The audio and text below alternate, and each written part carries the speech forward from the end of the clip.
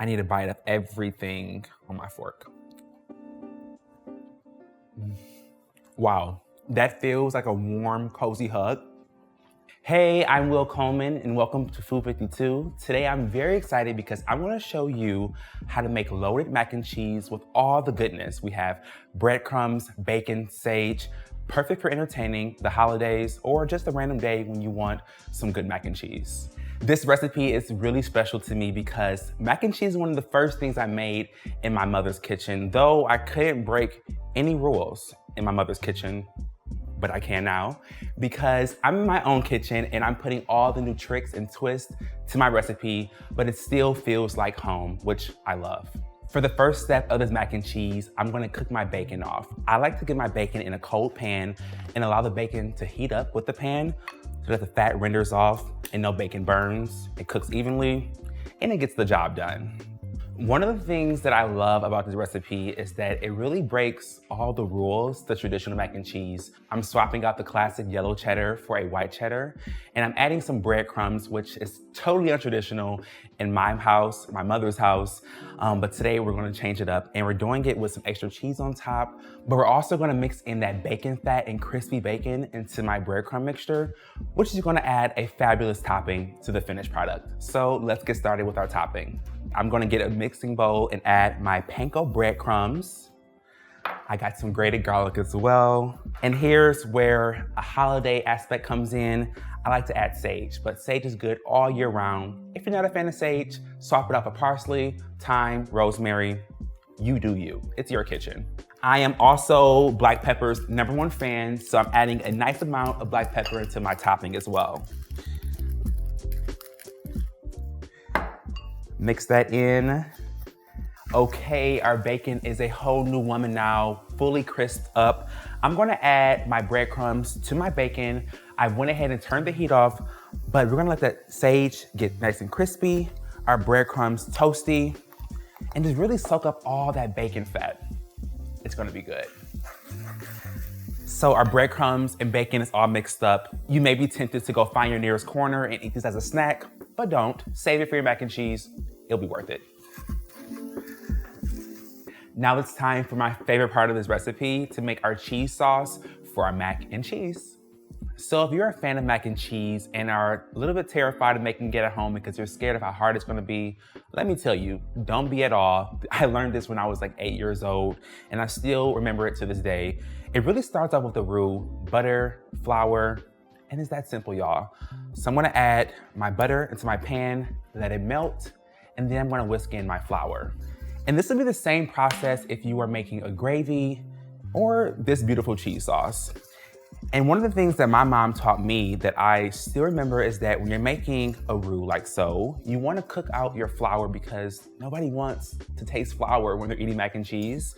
And you won't if your flour is cooked off into like a toasty brown color.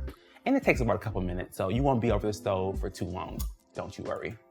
Okay, our roux looks perfect. You don't want it to be too dark, but this nice tan color is amazing. So now I'm gonna go ahead and add my milk in. It's like, even though this mac and cheese recipe is super delicious and elaborate, the recipe is very simple, only a handful of ingredients. It takes about 20 minutes to cook on the stove, 25 in the oven. You won't spend all day in the kitchen making this, but when folks taste it, they're gonna be like, OMG, how did you make this? Easy, slight work. While I'm waiting very, very patiently for my milk to come up to a simmer, I wanna taste this bacon because I can't help it. It smells incredible. Let's see what's going on. That garlic and sage.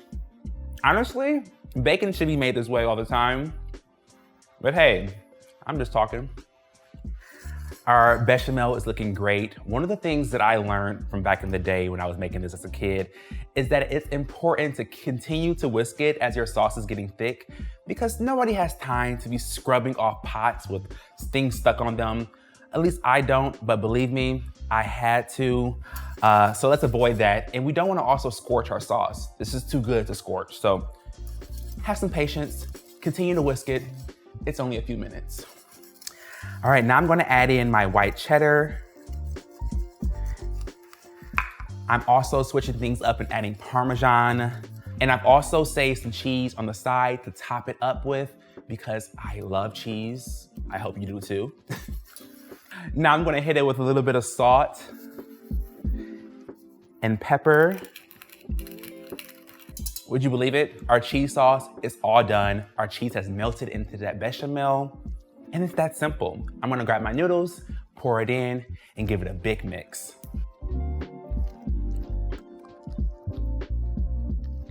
Okay, let's taste our mac and cheese and see how we did. Perfect. You don't need too much salt because the white cheddar does a perfect job. And that bacon is gonna top it off even better.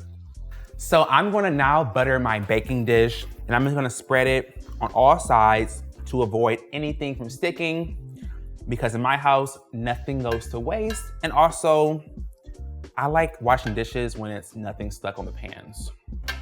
You know what I mean, you know what I mean. And now, I'm going to add my mac and cheese into the pan.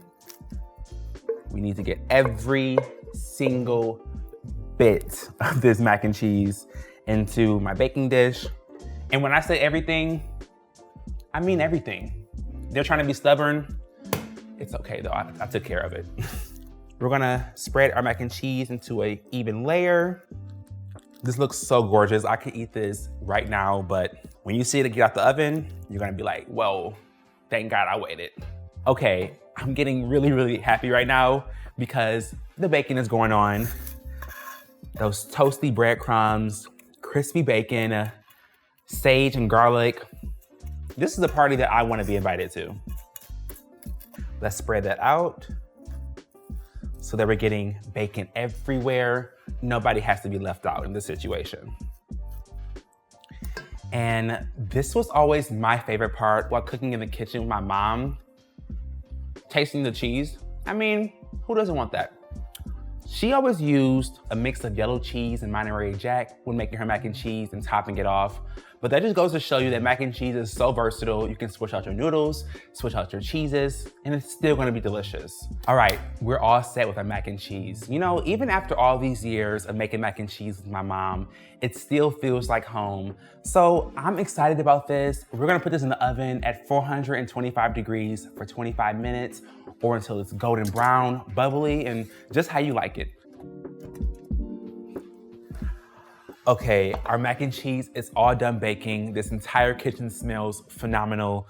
So that means I am ready to dive in. I'm eyeing these crispy bits on the side of the macaroni noodles that got really crispy in the oven. And it's quite funny because when I was younger, that was my favorite, but now I'm feeling extra grateful. I think it's time to eat, so let's dig in.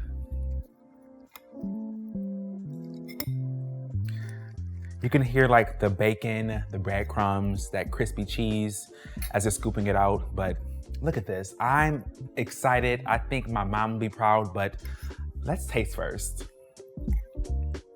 I need a bite of everything on my fork. This is literally the example of upgrading a dish that reminds you of home and putting your own spin on it. And that's what cooking is all about, making dishes yours in your own kitchen. This is incredible. It still feels like back when I was 8 years old making mac and cheese with my mother. I really hope you enjoyed this recipe just as much as I did making it for you.